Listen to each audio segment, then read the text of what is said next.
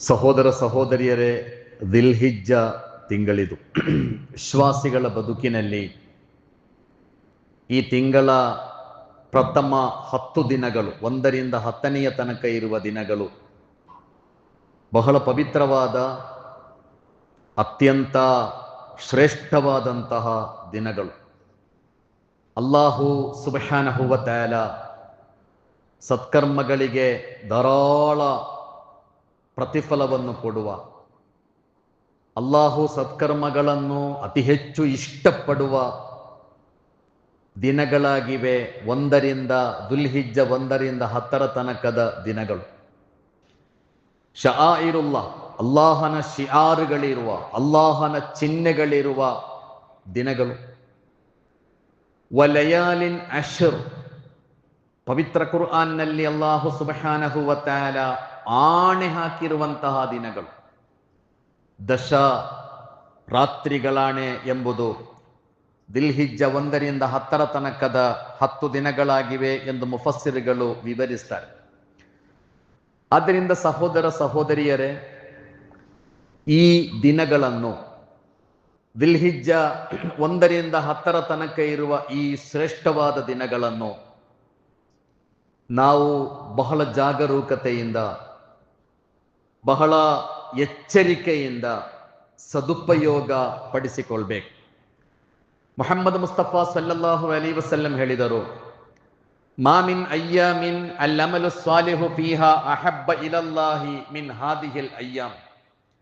ಅಲ್ಲಾಹು ಸುಬ್ಹಾನಹು ವ ತಆಲ ಈ 10 ದಿನಗಳ ಅಮಲು ಸ್ವಾಲಿಹಾತ್ಗಳನ್ನು, ಸತ್ಕರ್ಮಗಳನ್ನು ಇಷ್ಟಪಡುವಷ್ಟು ಬೇರೆ ಯಾವ ದಿನಗಳ ಸತ್ಕರ್ಮಗಳನ್ನು ಅಲ್ಲಾಹು ಇಷ್ಟಪಡುವುದಿಲ್ಲ.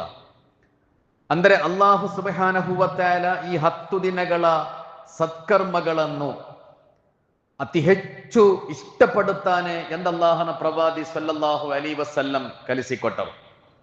ಇಸ್ಲಾಮಿನ ವಿದ್ವಾಂಸರು ಶಹರು ರಮಲಾನಿನ ಕೊನೆಯ 10 ರಾತ್ರಿಗಳು ಮತ್ತು ದುಲ್ಹಿಜ್ಜ ತಿಂಗಳ ಆರಂಭದ 10 ದಿನಗಳು, ಇವುಗಳನ್ನು ಪರಸ್ಪರ ತುಲನೆ ಮಾಡಿ, ಹೋಲಿಕೆ ಮಾಡಿ ಈ ರೀತಿ ವಿವರಿಸಿದ್ದಾರೆ. ಅಯ್ಯಾಮು ಅಶ್ರಿ ದಿಲ್ಹಿಜ್ಜತಿ ಅಫ್ಲಲು ಮಿನ್ ಅಯ್ಯಾಮಿಲ್ ಅಶ್ರಿಲ್ ಅವಾಖಿರಿ ಮಿನ್ ರಮಲಾನ್.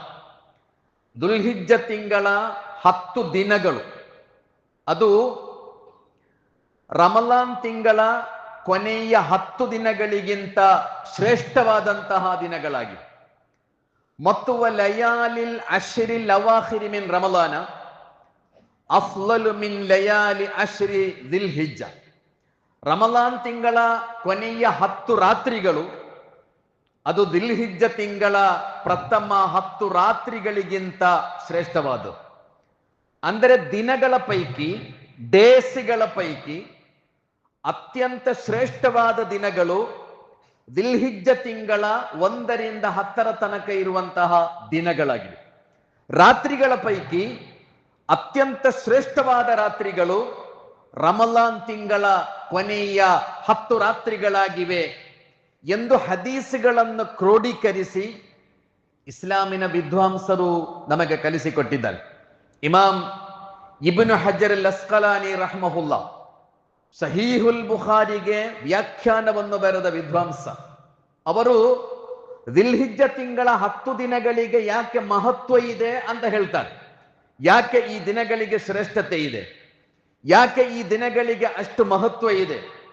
ಈ ದಿನಗಳಲ್ಲಿ ಉಮ್ಮಹಾತುಲ್ ಇಬಾದಾತ್ ಒಟ್ಟು ಸೇರುವ ದಿನಗಳು, ಪ್ರಮುಖ ಆರಾಧನೆಗಳೆಲ್ಲೋ ಒಟ್ಟು ಸೇರುವ ದಿನಗಳಾಗಿವೆ ಈ 10 ದಿನಗಳು. ಉಮ್ಮಹಾತುಲ್ ಇಬಾದತ್ ಅಂದರೆ ಅಸ್ಸಲಾತು ವಸ್ಸೌಮು ವಲ್ ಹಜ್ಜು ವಸ್ಸದಕ. 4 ಇಬಾದತ್ತುಗಳು ಈ ದಿನಗಳಲ್ಲಿ ಒಟ್ಟು ಸೇರುತ್ತವೆ. ನಮಾಜ್, ಉಪವಾಸ, ಹಜ್ ಮತ್ತು ಸದಕ. ಈ 4 ಪ್ರಮುಖವಾದ ಇಬಾದತ್ತುಗಳು ಒಟ್ಟು ಸೇರುವ ದಿನಗಳಾಗಿವೆ ದಿಲ್ಹಿಜ್ಜ ತಿಂಗಳ 1ರಿಂದ 10 ತನಕ ಇರುವ ದಿನಗಳು.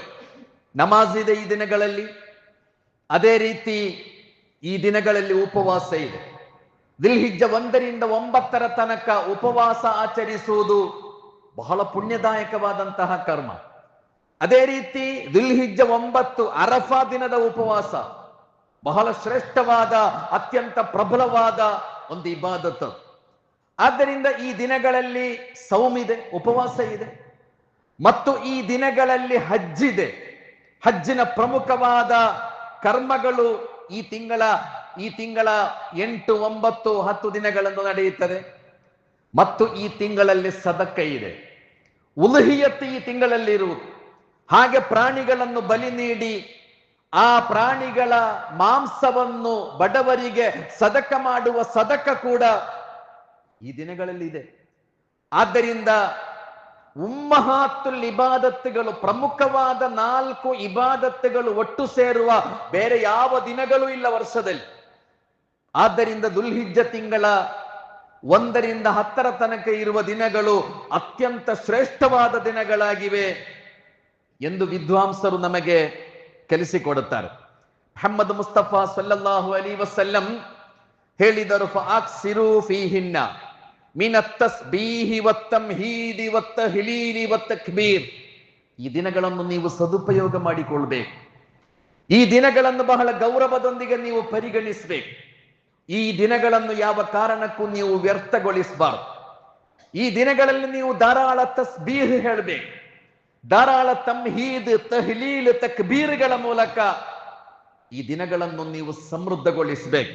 ಲಾ ಇಲಾಹ ಇಲ್ಲಲ್ಲಾಹು ವಹ್ದಹು ಲಾ ಶರೀಕ ಲಹು ಲಹುಲ್ ಮುಲ್ಕು ವ ಲಹುಲ್ ಹಮ್ದು ವ ಹುವ ಅಲಾ ಕುಲ್ಲಿ ಶೈಇನ್ ಕದೀರ್. ಈ ದಿಕ್ರ್. ಅದೇ ರೀತಿ ಸುಬ್ಹಾನಲ್ಲಾಹ್ ವಲ್ಹಮ್ದುಲಿಲ್ಲಾಹ್ ವ ಲಾ ಇಲಾಹ ಇಲ್ಲಲ್ಲಾಹು ವಲ್ಲಾಹು ಅಕ್ಬರ್.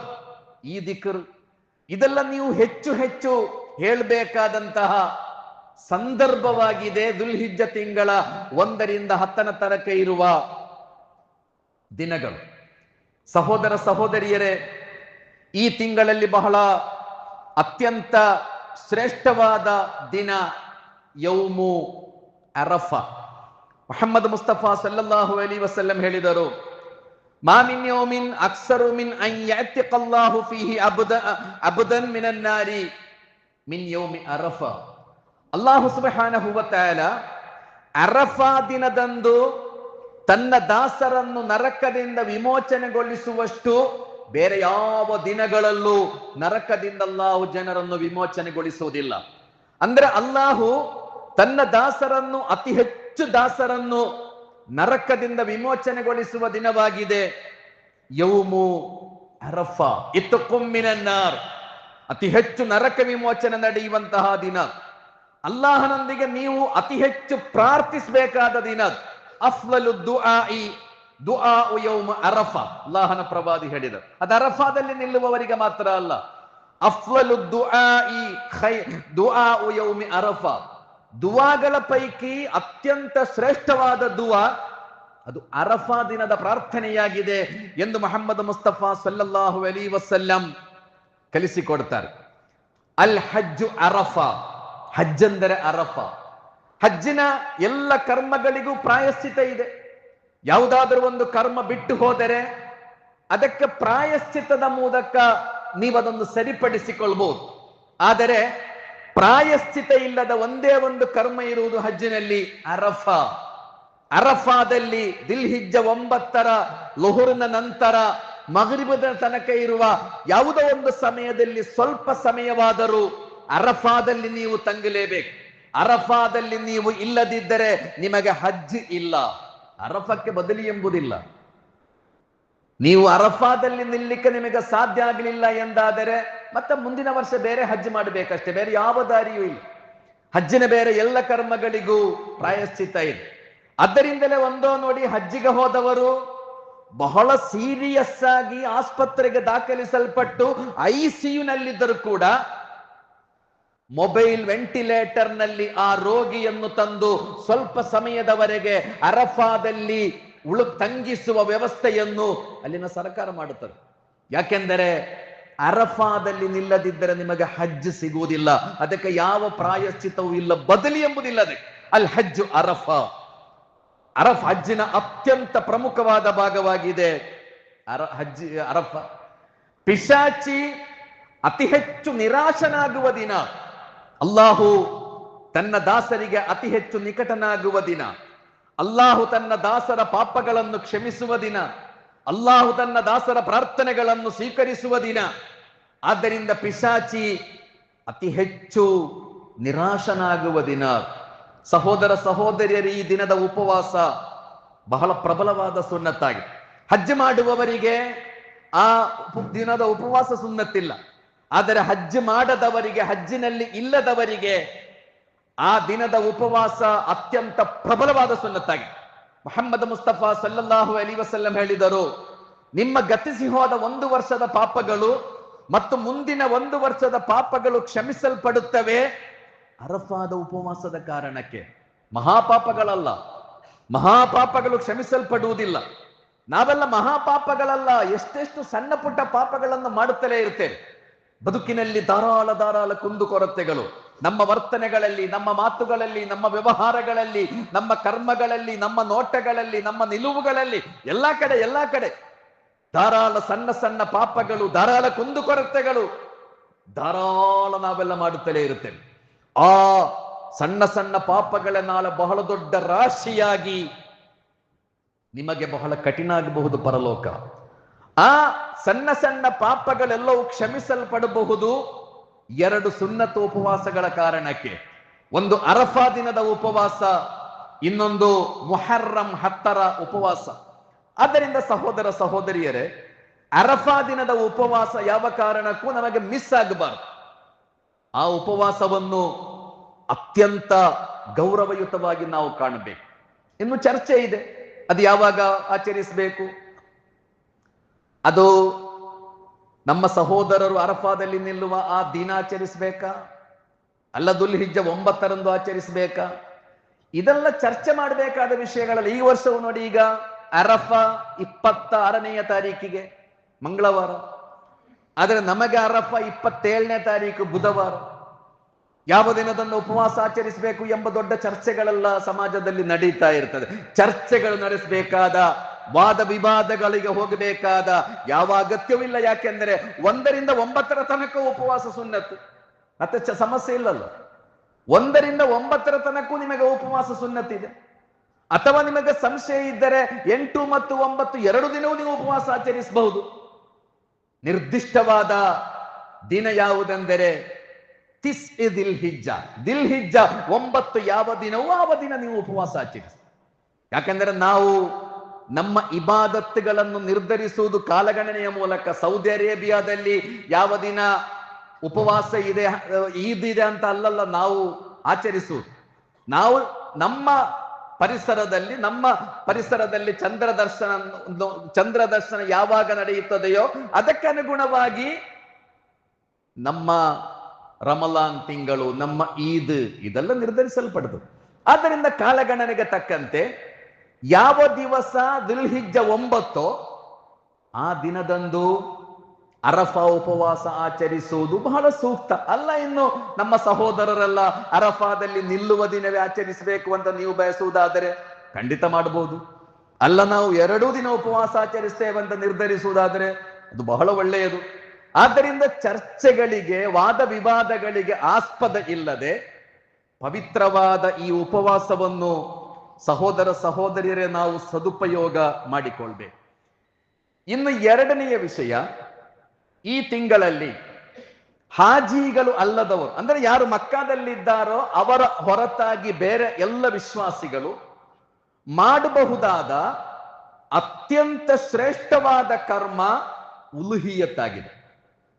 ಉಲುಹಿಯತ್ ಮಾ ಅಮಿಲ ಆದಮಿಯುನ್ ಅಮಲನ್ ಯೌಮನ್ ನಹರಿ ಅಹಬ್ಬ ಇಲಲ್ಲಾಹಿ ಮಿನ್ ನಹರಾಕಿ ದಮ್. ನಹರ್ನ ದಿನ ಅಲ್ಲಾಹು ಈದುಲ್ ಅಲ್ಹಾದ ದಿನವನ್ನು ಯೌಮುನ್ ನಹರ್ ಅಂತ ಹೇಳಿರು. ಅದು ಬಲಿದಾನದ ದಿನ.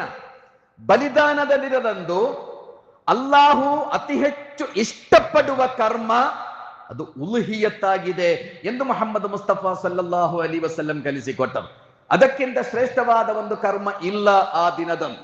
ಅಂದರೆ ಉಲುಹಿಯತ್ ಅಲ್ಲಾಹು ಸುಬ್ಹಾನಹು ವ ತಆಲಾ ತನ್ನ ದಾಸರು ಮಾಡಲೇಬೇಕು ಎಂದು ಬಯಸುವ, ಅಲ್ಲಾಹು ಅತಿ ಹೆಚ್ಚು ಇಷ್ಟಪಡುವ ಒಂದು ಇಬಾದತ್ತಾಗಿದೆ ಸಹೋದರರೇ, ಉಲುಹಿಯತ್. ಆದ್ದರಿಂದ ಉಲುಹಿಯತ್ ಅಂದರೆ ಅದೊಂದು ಸುನ್ನತ್ ಎಂದು ನಾವು ಸರಳವಾಗಿ ಕಾಣಬೇಕಾದ ಕರ್ಮ ಖಂಡಿತ ಅಲ್ಲ. ಮಾಡಿದ್ರೂ ಆಗ್ತದೆ, ಮಾಡದಿದ್ರೂ ನಡೆಯುತ್ತದೆ. ಅದೊಂದು ಸುನ್ನತ್ ಎಂದು ಸರಳವಾಗಿ ಕಾಣಬೇಕಾದ ಒಂದು ಪ್ರಕ್ರಿಯೆ ಅಲ್ಲ ಉಲುಹಿಯತ್. ಬದಲಾಗಿ ಅದು ನೀವು ಬಹಳ ಗೌರವದಿಂದ ಕಾಣಬೇಕಾದ ಇಬಾದತ್. ಮುಹಮ್ಮದ್ ಮುಸ್ತಫಾ ಸಲ್ಲಲ್ಲಾಹು ಅಲೈಹಿ ವಸಲ್ಲಂ ಹೇಳಿದರು, ಮಂಕಾನ ಲಹು ಸಅತನ್ ವಲಂ ಯುಲಹಿ ಫಲಾ ಯಕ್ರಬನ್ನ ಮುಸಲ್ಲಾನ್.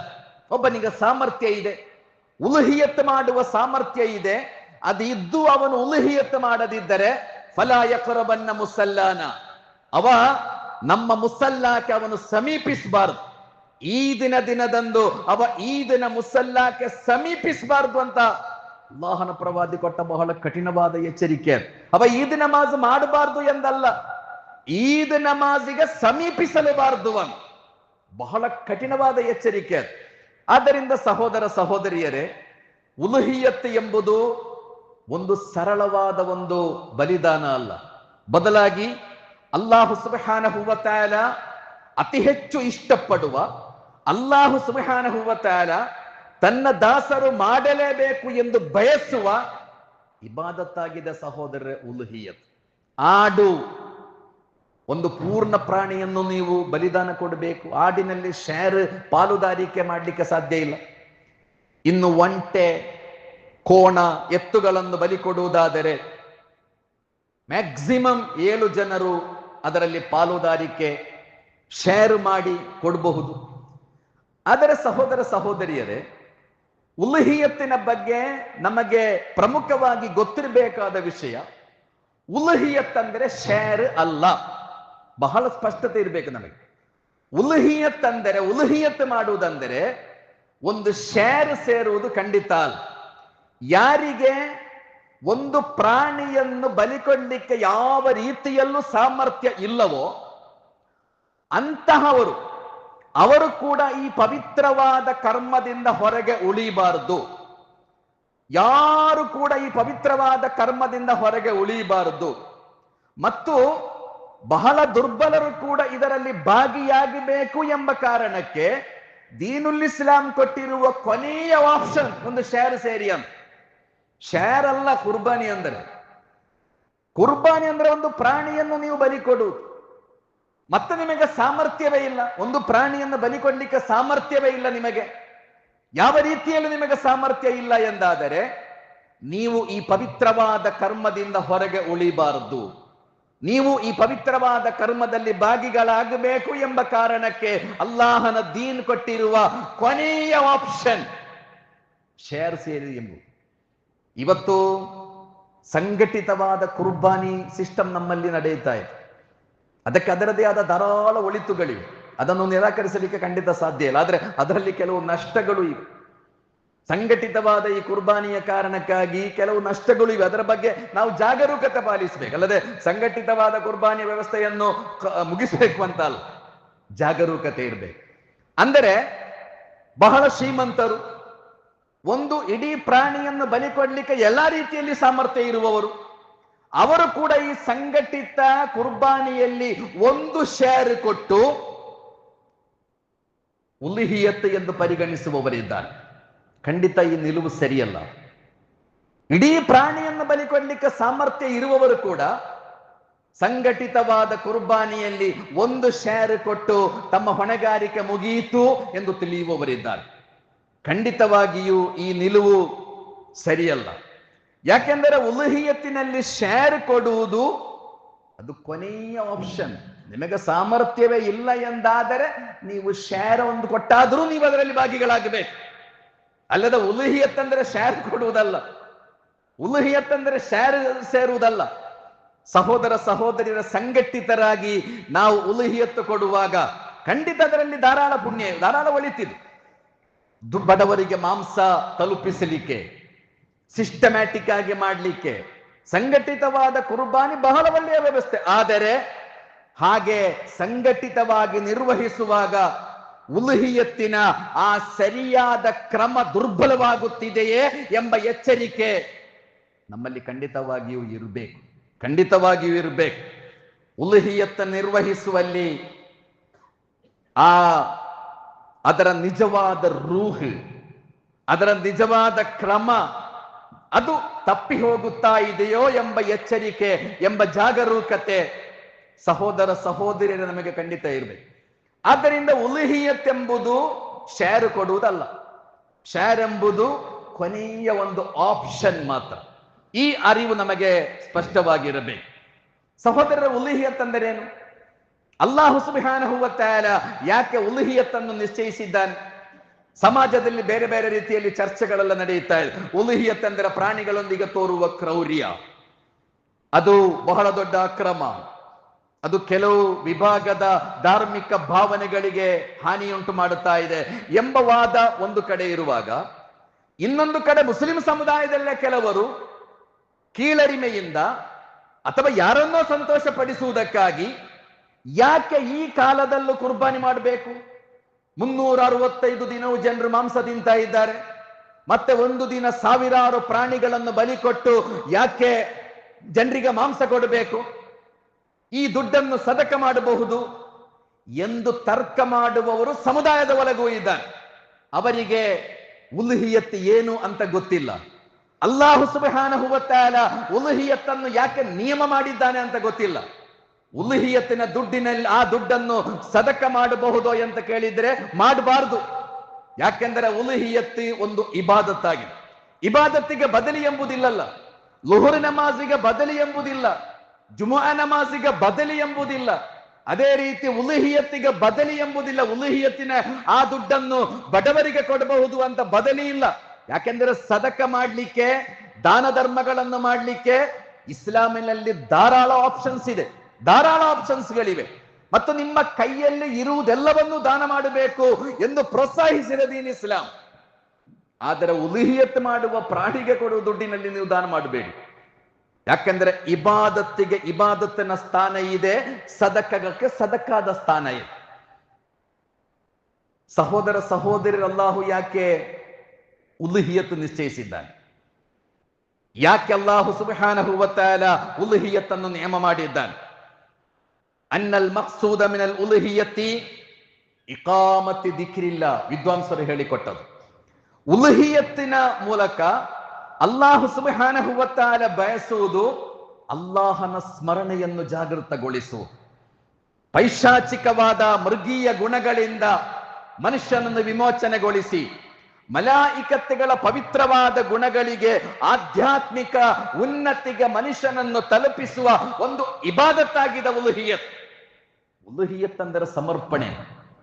ಅಲ್ಲಾಹನೇ, ನಾನು ನಿನಗೆ ಸಮರ್ಪಿಸಲಿಕ್ಕೆ ನಾನು ಬದ್ಧ, ನನ್ನ ಬದುಕು ನಿಮಗೆ ಸಮರ್ಪಿಸಲ್ಪಟ್ಟ ಬದುಕಾಗಿ ಮುನ್ನಡೆಸಲಿಕ್ಕೆ ನಾನು ಸಿದ್ಧನಿದ್ದೇನೆ ಎಂಬ ತೀರ್ಮಾನವಾಗಿದೆ ನಿಜವಾಗಿ ಉಲುಹಿಯತ್ ಎಂಬುದು. ಅಲ್ಲದೆ ಅದು ಕೇವಲ ಒಂದು ಪ್ರಾಣಿಯನ್ನು ಕೊಯ್ಯುವ ಪ್ರಕ್ರಿಯೆ ಅಲ್ಲ. ಅಲ್ಲಾಹು ಅಕ್ಬರ್, ಪ್ರಾಣಿಗಳನ್ನು ಬಲಿ ಕೊಡುವಾಗ ಅಲ್ಲಾಹನ ಪ್ರವಾದಿ ಬಿಸ್ಮಿಲ್ಲಾಹಿ ಅಲ್ಲಾಹು ಅಕ್ಬರ್ ಹೇಳಿದರು, ಅಲ್ಲಾಹನ ನಾಮವನ್ನು ಉಚ್ಚರಿಸಿದರು, ಅಲ್ಲಾಹು ಅಕ್ಬರ್ ಹೇಳಿದರು ಅಲ್ಲಾಹನ ಪ್ರವಾದಿ. ಯಾಕೆಂದರೆ ಉಲುಹಿಯತ್ತಿನ ರೂಹದು ಅಲ್ಲಾಹು ಅಕ್ಬರ್. ಅಲ್ಲಾಹನೇ, ನೀನು ದೊಡ್ಡವನು, ನಿನಗಿಂತ ದೊಡ್ಡದು ನನ್ನ ಬದುಕಿನಲ್ಲಿ ಯಾವುದೂ ಇಲ್ಲ. ಆದ್ದರಿಂದ ನಿನಗೆ ನನ್ನ ಬದುಕನ್ನು ಸಮರ್ಪಿಸಲು ನಾನು ಸಿದ್ಧನಿದ್ದೇನೆ. ನಿನ್ನ ಆದೇಶಗಳಿಗೆ ಬದ್ಧವಾಗಿ ಬದುಕಲು ನಾನು ತೀರ್ಮಾನ ಮಾಡಿದವನು. ಆ ತೀರ್ಮಾನದ ಪ್ರಕಟಣೆಯಾಗಿದೆ ಸಹೋದರ ಸಹೋದರಿಯರೇ ಉಲುಹಿಯತ್ ಎಂಬ ಇಬಾದತ್. ಸೈಯದ್ ಶಹೀದ್ ಕುತುಬ್ ಹೇಳಿದರು, ಇನ್ನ ಲೈಸ ಲಿ ಇಹ್ಲಾಕಿ ನಫ್ಸಿ, ಈ ಬಲಿದಾನ ಎಂಬುದು ಅದು ಒಂದು ಪ್ರಾಣಿಯನ್ನು ಬಲಿ ಕೊಡುವ ಪ್ರಕ್ರಿಯೆ ಅಲ್ಲ, ಬದಲಾಗಿ ಬಲ್ ಲಿ ಯಹ್ಯಾಇ ರೂಹಿಲ್ ಆಲಿಯತಿ ಫೌಕತ್ತೀನ್, ಭೂಮಿಯಲ್ಲಿ ಒಬ್ಬ ಮನುಷ್ಯ ಅವನ ಆಧ್ಯಾತ್ಮಿಕ ಉನ್ನತಿಯನ್ನು ದೃಢೀಕರಿಸುವುದಕ್ಕಾಗಿ ಅಲ್ಲಾಹು ಸುಬ್ಹಾನಹು ವ ತಆಲಾ ನಿಶ್ಚಯಿಸಿರುವ ಇಬಾದತ್ತಾಗಿದೆ ಉಲುಹಿಯತ್.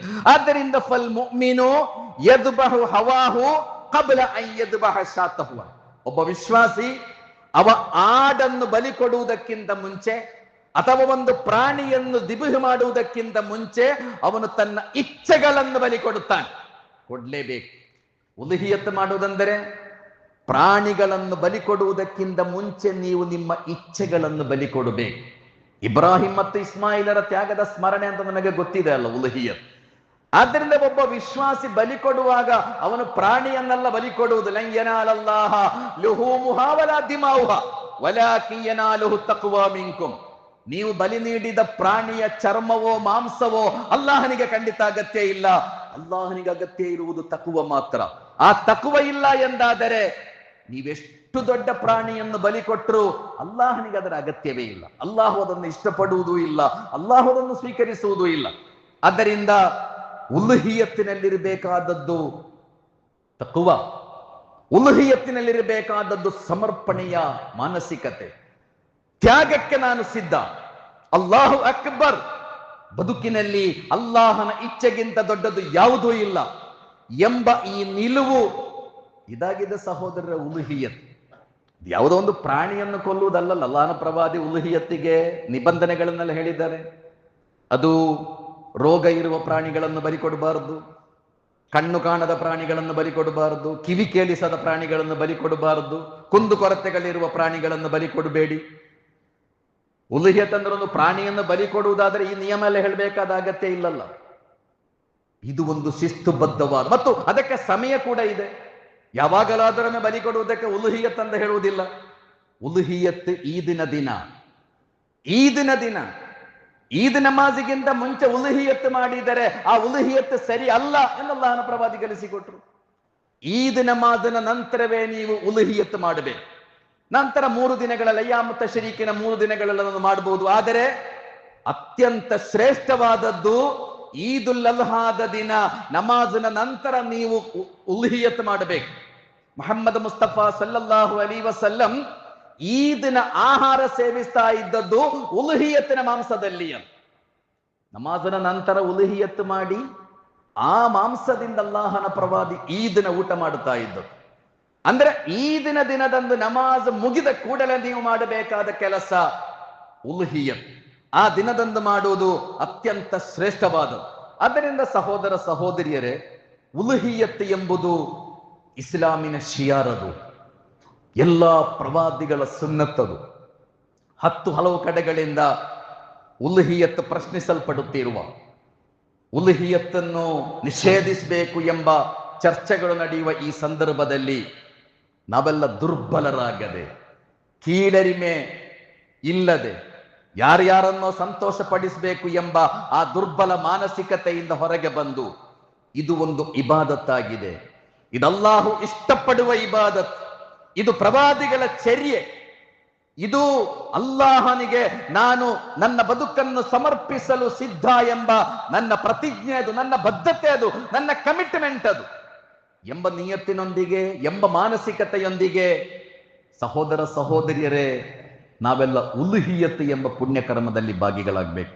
ಅಲ್ಲಾಹು ಸುಬ್ಹಾನಹು ವ ತಆಲಾ ಅವನ ದೀನನ್ನು ಬಹಳ ನಿಷ್ಠೆಯಿಂದ ಪಾಲಿಸಿ ಬದುಕಲು ನಮಗೂ ನಮ್ಮ ಮಕ್ಕಳಿಗೂ ನಮ್ಮ ಕುಟುಂಬಕ್ಕೂ ತೌಫೀಕ್ ನೀಡಲಿ.